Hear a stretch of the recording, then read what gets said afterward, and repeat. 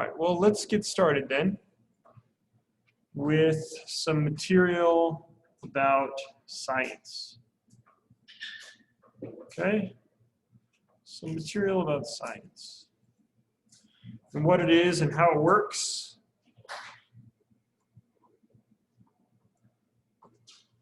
Just a second, online people, I'll be right back. So today in Mr. Crowshaw's class, the topic is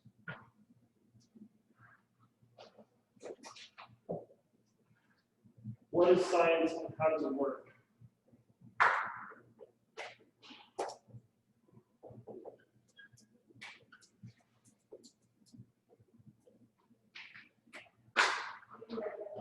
I would recommend writing that down. That's kind of the essential question, whatever you want to call it. It's the topic for today. So the topic for today is what is science? I would recommend putting that in your notes. So just a little, I'm sure that you have all had lessons about how to take notes and so forth. Here's what I would recommend you doing, okay? Writing down what is on the slides is important. You don't have to get it word for word though. I want you to write down what is written up there, like what you understand from it, okay? And then I want you to separate that in maybe a different column to what was discussed during that slide or what you learned from that slide or from the discussion. Does that make sense? So I'd have a section of what the slide says and then what I learned from the discussion that Mr. Crowshaw led. Got it? Something like that. If you prefer a different note-taking method, that's fine. But I would recommend that you organize it somehow and not just write down only what's in the slides. Okay? I know. Those yawns. Post-lunch, right? I get so tired. All right. How we know what we know. Okay. So this is the boring definition of science: systematic knowledge of the physical or material world gained through observation and experimentation. Yowzer, that's boring. Really what it means is we try a whole bunch of crap and see what works. Okay? We just try it. We find the way that works and then we test that a bunch of different ways. And we'll discuss how that works in practice right now today. So who's heard the term scientific method before? Come on, all of you have. Don't be a Teo's like, okay, fine, I'll raise my hand. Yes, you've all heard the term scientific method. I'm sure that you not only have heard the term scientific method, but probably have grown to detest learning about the quote-unquote scientific method, right? Let's see here, how do I do this? How do I do this? Let me just see this more. Can I open the chat in a different window? There it is. Okay, so Nico says that it's frustrating. It is. I think that the scientific method, honestly, being taught to you all in like 7th and 8th grade, it's probably just a little bit too formal, right? It's probably just like, this is a hypothesis and this is what an experiment is. I just want you to understand what the process is. You don't need to know the specific special names that scientists give to these things. I want you to just understand how it works. And not only how it works, but why it works. Okay? Questions on what science is? Let's get into this a little bit more. All right, facts and evidence. So I use the term here, currency. Currency. These are the currency of science. Who could tell me what a currency is? Yeah, Cyprus. Money. Dollar bills, y'all. Okay? Here in the United States of America, we use dollars. Okay? In Canada, they also use dollars, but a different type of dollar. the Canadian dollar.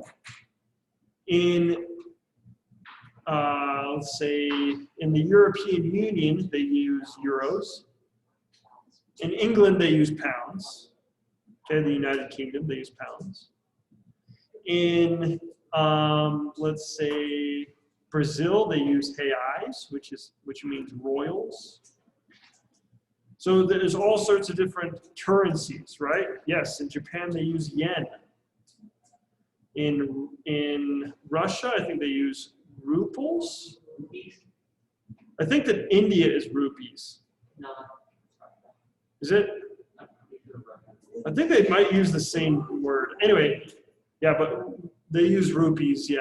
So in science, we use currency of facts and evidence. So what does currency do for you?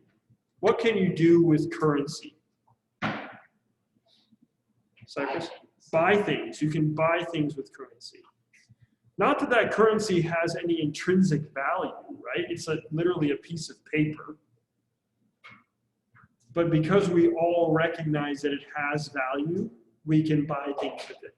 In science, oftentimes data and facts and evidence are just numbers. But they are valuable because we can give credence to an idea based on the evidence, okay? So if you make a claim to me and don't give me evidence to back it up, that's essentially like you trying to steal my credence. You're trying to steal my belief. If you make a claim in science and have no evidence to back it up, that claim is disregarded. We just say your claim doesn't mean anything, it's not worth anything because you don't have any evidence. Does that make sense? Evidence, my friends, evidence, evidence. This is the #1 theme of this class. I don't believe you until you show me evidence. Claims with no evidence are counterfeit. There you go. That's a good way to put it, Nico. Nico said in the chat for the Zoom that if you make a claim with no evidence, it's like a counterfeit bill. You're essentially trying to print off your own money. I don't accept those. Okay, that is a perfect example. Perfect, perfect. Okay. All right. Moving on. The example that I'm going to make for a claim is things fall at the same speed regardless of mass or weight. Things fall on Earth regardless of mass or weight.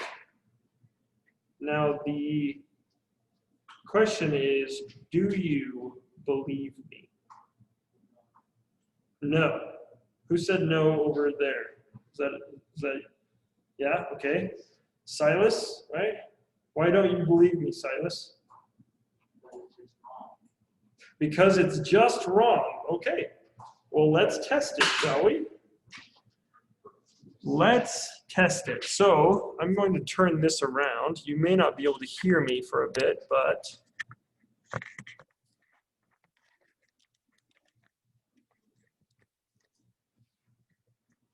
okay.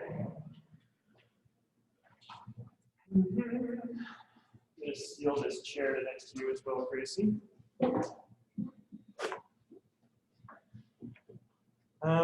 Let me go get a useless book. Well, they're not useless, I just don't use them. I'll use a pencil later. Let's look at this book that I'm going to use. I'll use this one.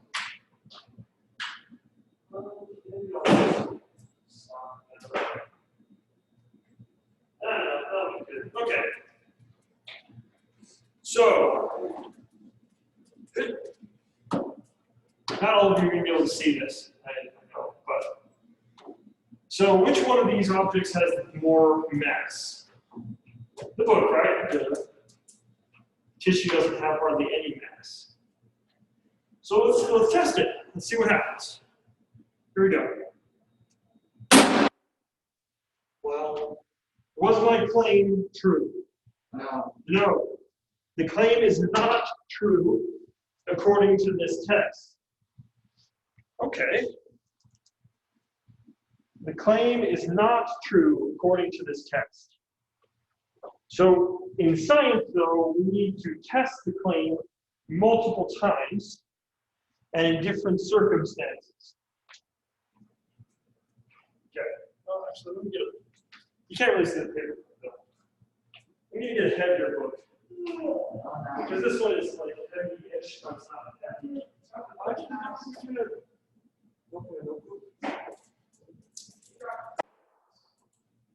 Struck what? Oh, the roll of paper towels.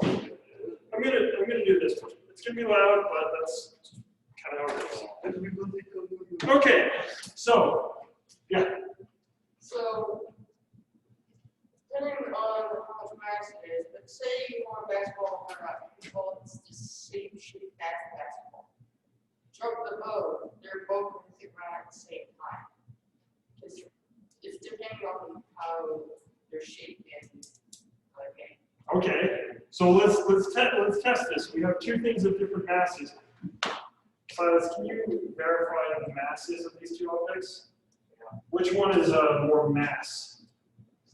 Are you sure? Is it not just because your left arm is super weak? Still heavier? All right. I'm just kidding. Okay, so the question is, what will happen? So our claim is things fall at the same speed regardless of mass or weight. Let's test it again. So we dropped the pen earlier, but now we haven't dropped the pen yet. We dropped the book earlier and the tissue. Let's see what happens.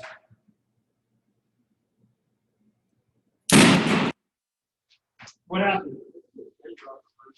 You think that the pen dropped first? Well, I might have let go of the pen first, let's be honest. This is a pretty imprecise one. Did they fall at about the same rate? So what's happening here? What is the difference between the pen and the tissue? The tissue would take. Yeah, Alan. Probably wrong. No, please. No, yeah, Cypress. The tissue catches more wind. Okay, air resistance. Air resistance. So was my claim true? Things fall at the same speed regardless of mass or weight? Was my claim true with this test? Yes, right? It was. All right. Let's test it one more time. Now with the pen and the goggles, and this is less loud. Okay. I probably should have warned you about the loudness of the last test. Okay? It sounds like it's just like everybody else has a human. It sounds like it's fun. It sounds like Okay, so let's test it. Okay, we've got some safety goggles here and a pen. Here we go. 3, 2, 1. They fall at the same rate. Okay? So, pretty interesting. Okay? So, who believed me with the first test? Who believed me before the first test? Who believed in this claim? I literally heard no one say that that was correct. Maybe a few of you were thinking it, but you didn't say anything. You gotta defend me, people. You gotta back me up. Gracie's like, I forget about it.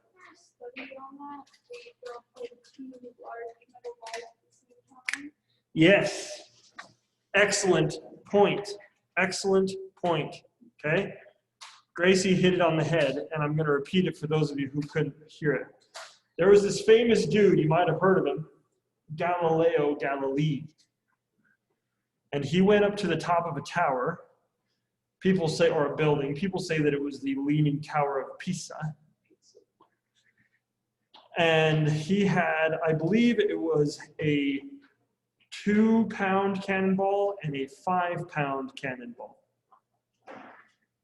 and he dropped them off the top of the leaning tower. And what happened? They hit the ground at the same time. This was pretty revolutionary because up until that point, people were thinking about light things like a tissue versus a book. That is true. People used to think that the earth was stationary. Okay? So, we tested the claim. Also, why do I have an apple on this slide? Is it?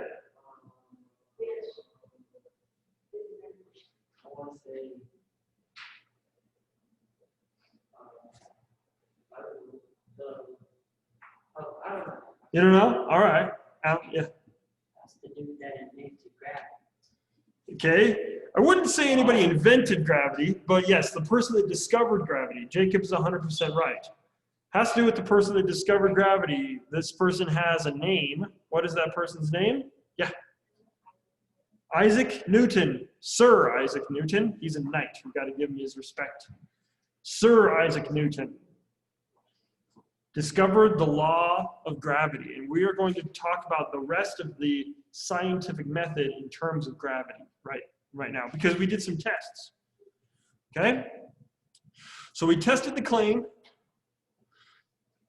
Many of you did not believe the claim, but we tested it and it turned out to be true with one variable, and that is air resistance. So we need to analyze the results. Why did it happen the way that it did? Okay? Can we make it into an equation? Are the results repeatable? Can you do the same experiment? What do you think? Sebastian, you think you could go home and drop some stuff? Yeah, probably. You can all repeat a very similar experiment, right? You could find,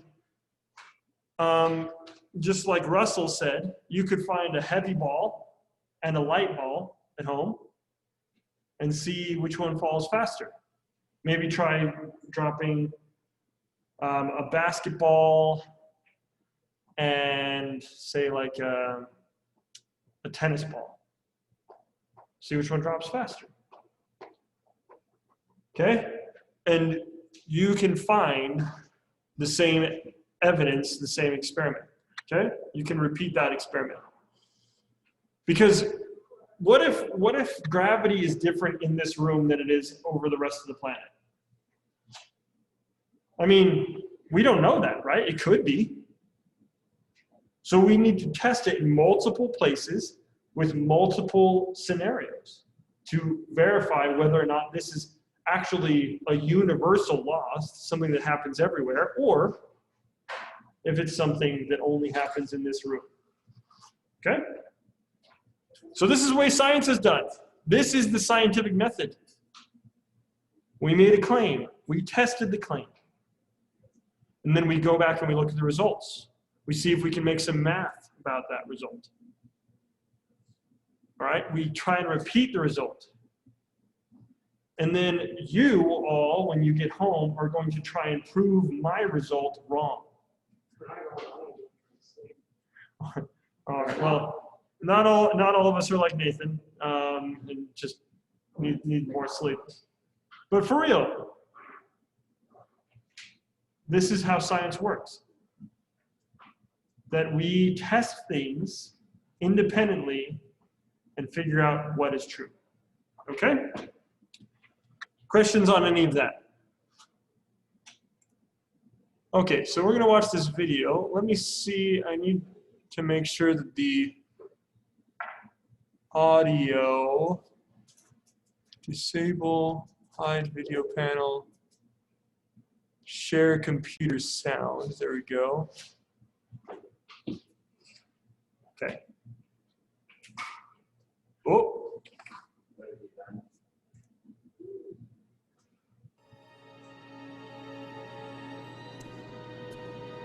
This is NASA's Space Power Facility near Cleveland, Ohio, and it is the world's biggest vacuum chamber.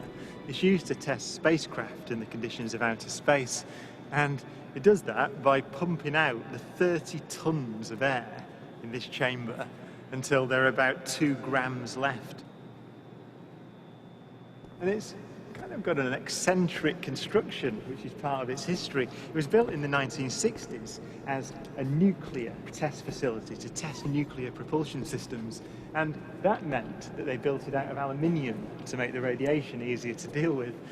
Aluminium is not the best thing, the strongest material to build a vacuum chamber out of. So they built an outer concrete skin, which is part radiation shielding and part an external pressure vessel, so that this thing can take the force that's present on the outside when it's pumped out to the conditions of outer space.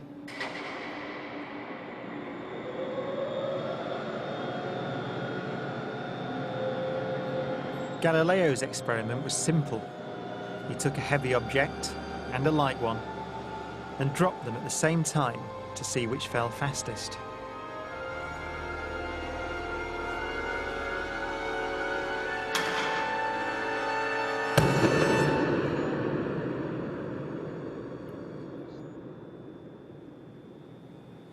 Now in this case, the feathers fell to the ground at a slower rate than the bowling ball because of air resistance.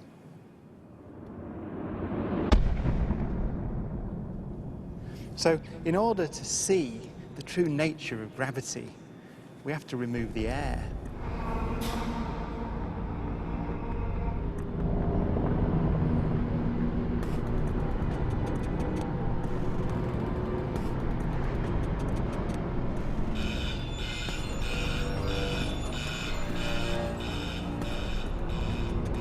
It takes 3 hours to pump out the 800,000 cubic feet of air from the chamber. Okay, we dropped 2 millitorr in the last 30 minutes. But once it's complete, there's a near perfect vacuum inside. 6104 manual, 10% open. Station 1, go for drop. PCV 30-1, pressure set point at 240 psi. We are go for drop. 10, 9, 8, 7, 6, 5, 4. Cameras on. 2, 1. Release.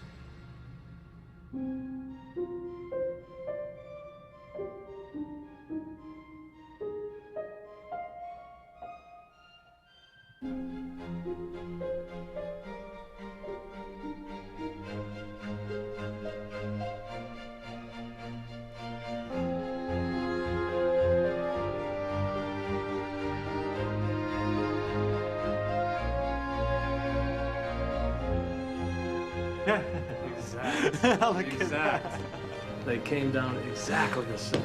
Wow. Look. Watch right there. Look at how they hit right there.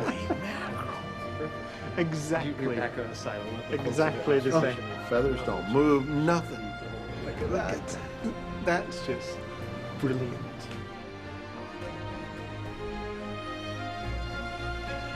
Isaac Newton would say that the ball and the feather fall because there's a force pulling them down, gravity. But Einstein imagined the scene very differently.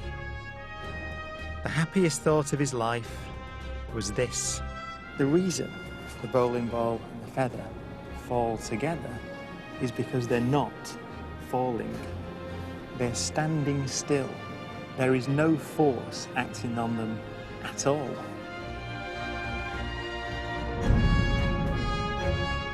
He reasoned that if you couldn't see the background, there'd be no way of knowing that the ball and the feathers were being accelerated towards the Earth.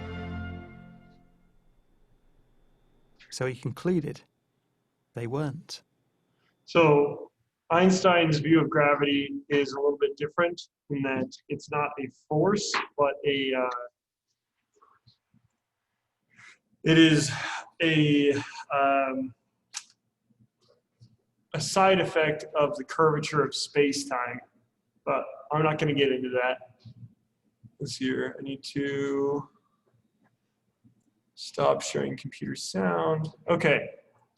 So let's just go back for a minute and analyze what just happened in that video.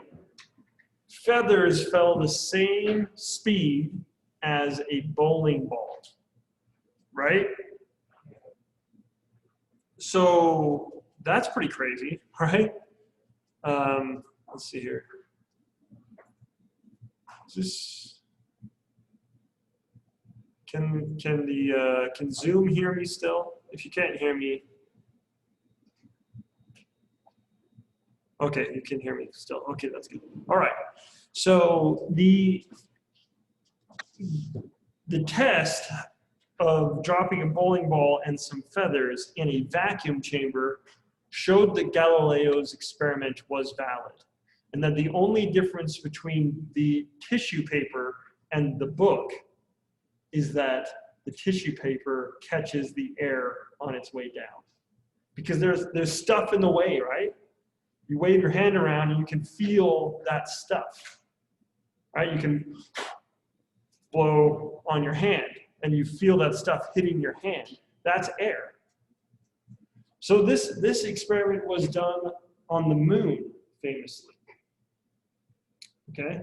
I believe that it was Apollo 15, where the astronaut took with him a hammer and a peregrine falcon feather. And he dropped them on the moon, and they fell at the same speed because the moon has no air. That's pretty cool, right?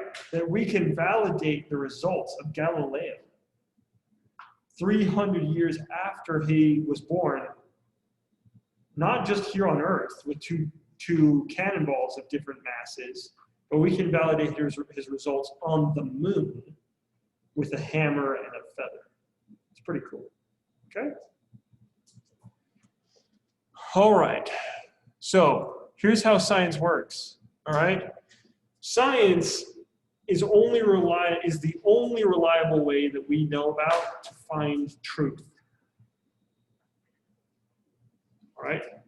We have to be able to test things over and over, and we have found out that science is really the only way that we can figure this out.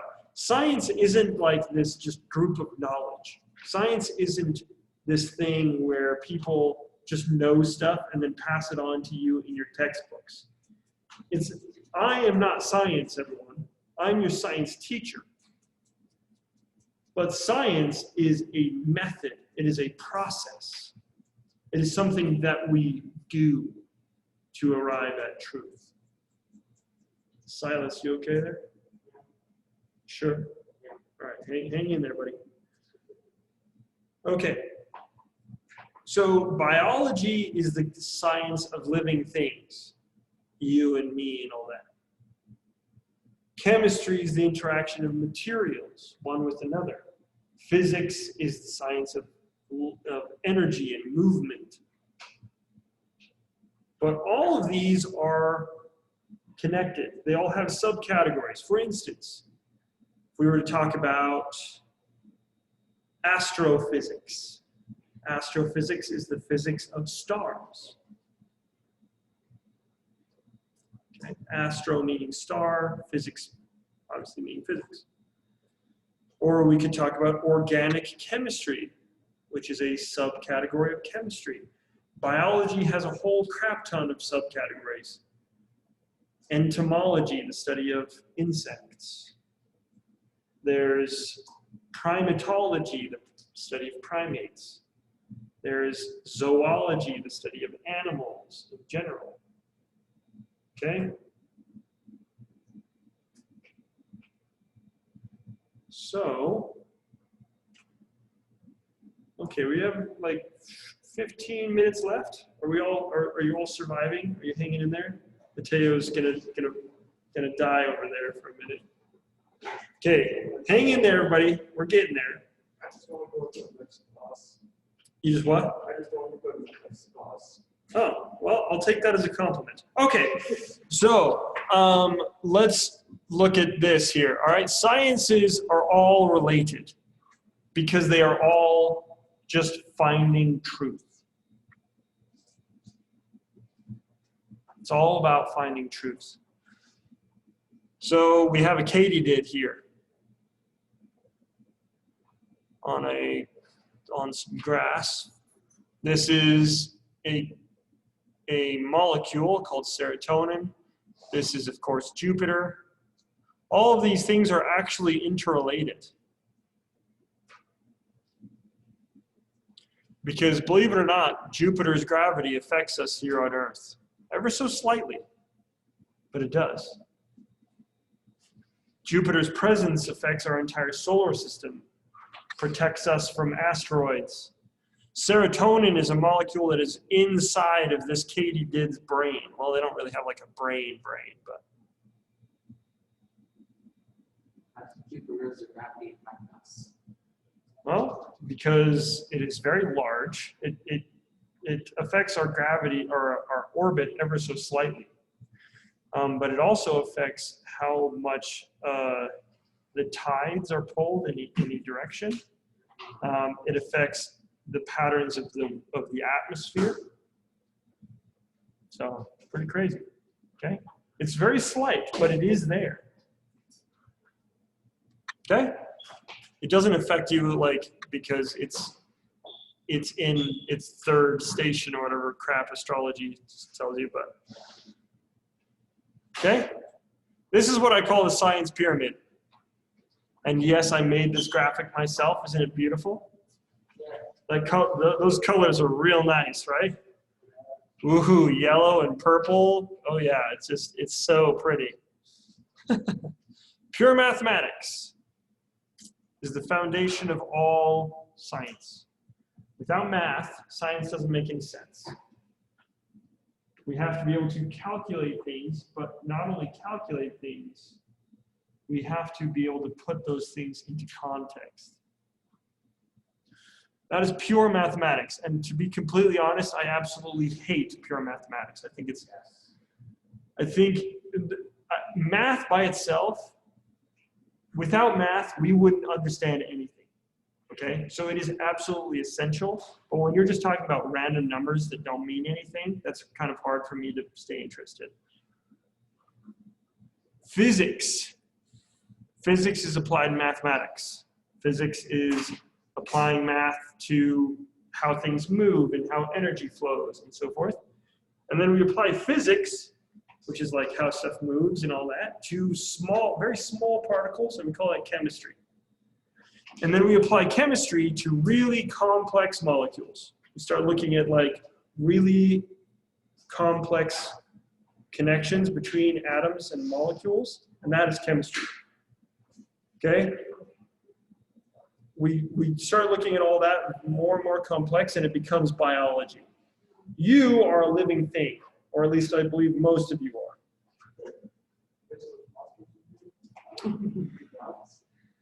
I don't know about you, Nathan. You give off a serious Android vibe. Okay. Most of you are living things. Okay, all of you are living things, right? Well, really what that means is you are a bunch of chemical reactions happening in water in a sack of meat. Okay? And those chemicals are interacting because of the laws of physics. And physics can be understood because of math. So all of these things are connected. And yes, I will probably refer to living things as sacks of chemical reactions more than once in this class. Okay? All right. Questions, thoughts, complaints? This class ends in 15 minutes.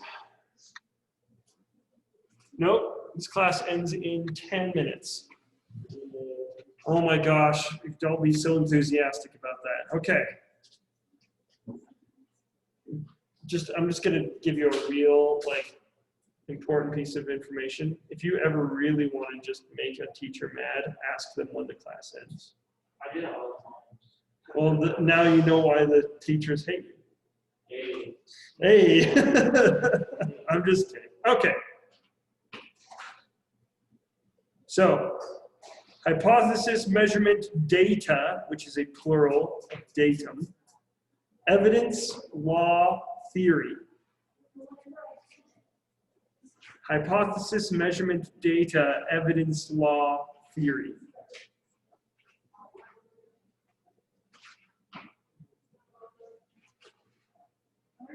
Hypothesis is an educated guess. No more, no less. Hypothesis is an educated guess. A measurement, well, a measurement is just gauging how big or small something is, or how fast or slow.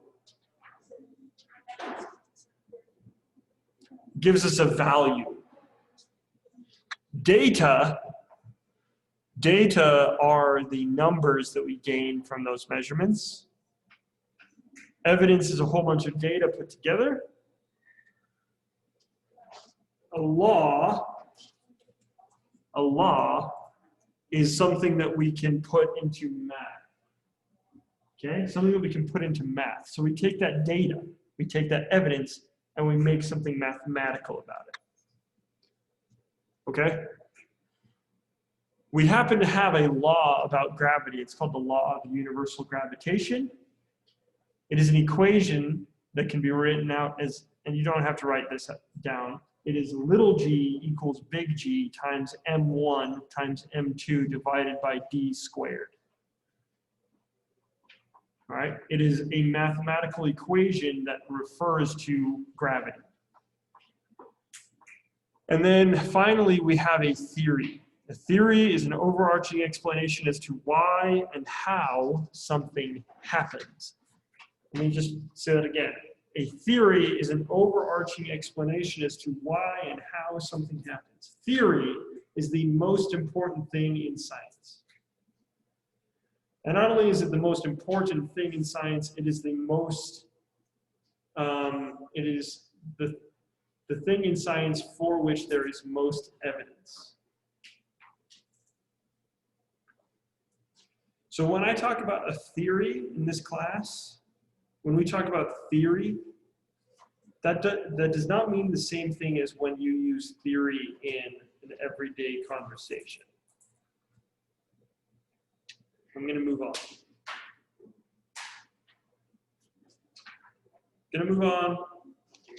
Okay? So, this is how science works. Hypothesis. Our hypothesis is that things will fall. We do the experiment of dropping something. We collect all of that data about things falling.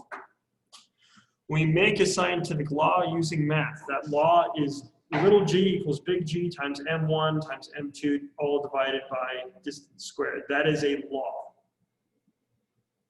And a theory is how and why things fall.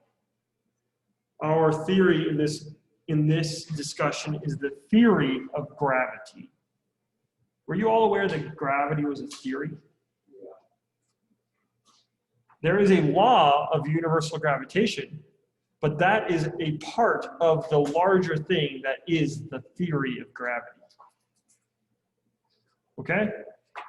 So if someone says to you about something in science and they say, oh, well, it's just a theory, and I'm not talking about game theory, okay? If someone when they're talking about something scientific and they say, oh, well, the Big Bang is just a theory. Is it? The Big Bang is a theory in the same way that gravity is a theory. It is something that is so well understood that we have a theory to explain how and why. Does that make sense? Okay, so scientific theories are different than everyday conversation theories. That's where I'm going to leave it. Okay, that's where I'm going to leave it. Are there any questions about today's discussion? No. Anyone from online that has any questions? Okay. I want you to turn your syllabus into the inbox. The inbox is on the right column. It's on the right side, the second one on the right. Okay?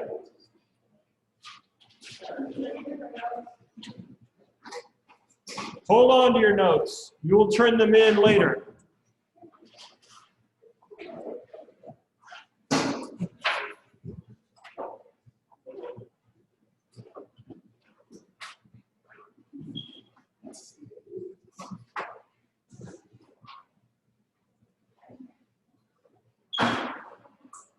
All right. Stop. Okay. Bye, YouTube. Bye, Zoom people.